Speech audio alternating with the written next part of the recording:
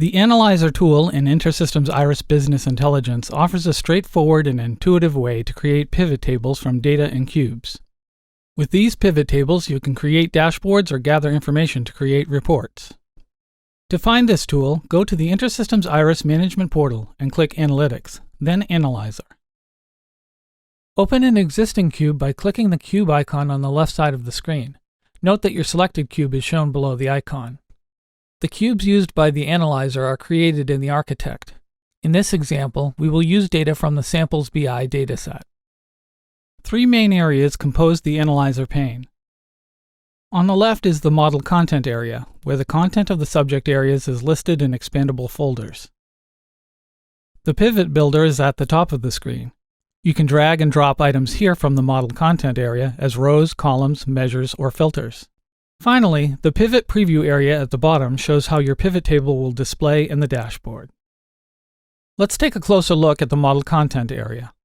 Under the Measures folder is a list with standard measures, obtained directly from the cube, and calculated measures represented by a flask icon. You can also navigate through the levels of a dimension, clicking the arrows to expand the folders. Some dimensions also contain properties which appear in blue with a different icon. Pivot tables are a combination of dimensions and measurements arranged in a way that makes it easy to understand the data. To create a pivot table, first drag and drop a dimension to the Rows section of the pivot builder. Then drag one of the measures in the Model Content area to the Measures section of the pivot builder. You can also add a measure by double-clicking its name in the Model Content area. The analyzer executes queries automatically, allowing you to easily obtain information from cubes without MDX knowledge.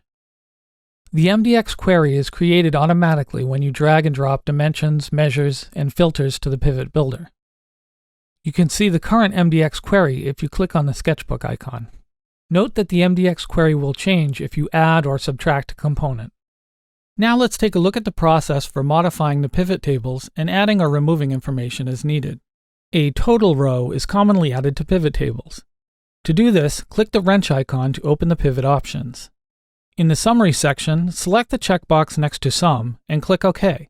Note all values were summed, but the averages are not correct, since they cannot be calculated as a sum. Since this table includes a mix of columns that require totals and averages, we need to use another method. Delete the Summary row by returning to Pivot Options and unselecting the checkbox next to Sum. Now add the item All Patients under Dimensions, which refers to all records in the base class. With this simple action, the Summary row now shows both the sum and average. Note that any dimension can potentially include an All Members item.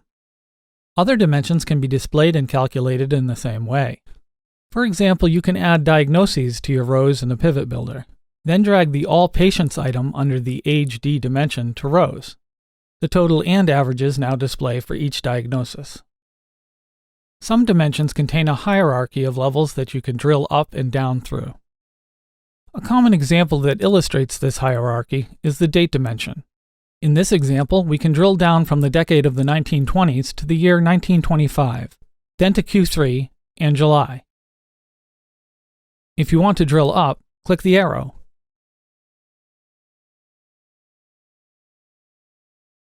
Or click X in the drill down menu to remove a drill level.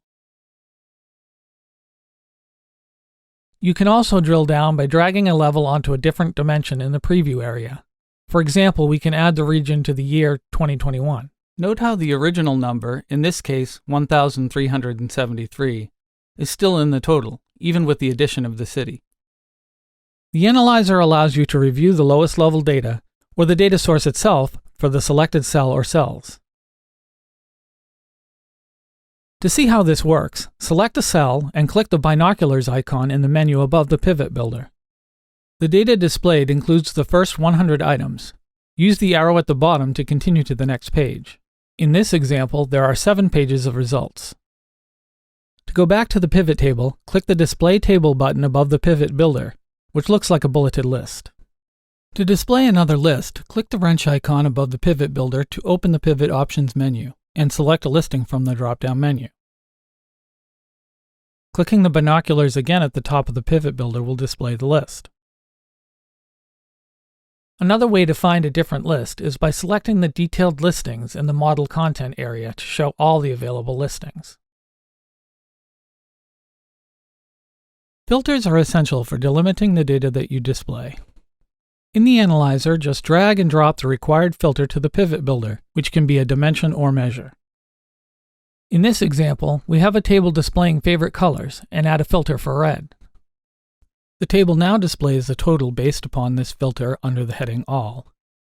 Now we will add the age group level to the rows and show the total by opening the Pivot Options menu and selecting Sum. Notice that the total number of results based on this filter persists even after adding additional dimensions. To add filters quickly, drag a dimension to the separator bar. From there you can select ranges, search for values to include or exclude, or clear the filter. You can temporarily disable a filter by simply selecting the checkbox next to the filter name. To add an advanced filter, or a filter for a measure, select the gear icon in the Filters section and click Add Condition, then select an item from the Values drop-down menu. In this example, we chose Measure.TestScore. Next, click the operator, in this case, less than or equal to, and add a numerical value. The table will now display test scores less than or equal to 50. Finally, we can save our pivot table by clicking Save. Then select an existing folder or create a new one and name your pivot. At this point, you can either make the pivot public or lock it if you do not wish to allow changes on it. You can also add a description and keyword for easy searching. Once you are done, click OK. To open an existing pivot, click Open, then select your folder and your pivot. If you wish to delete a pivot, simply open it and click Delete. A message will appear to confirm the deletion. As you see, InterSystems IRIS BI provides you a powerful tool to work with data from cubes. To learn more about working with cubes, watch the video Introduction to Cubes in Business Intelligence on the InterSystems Learning site.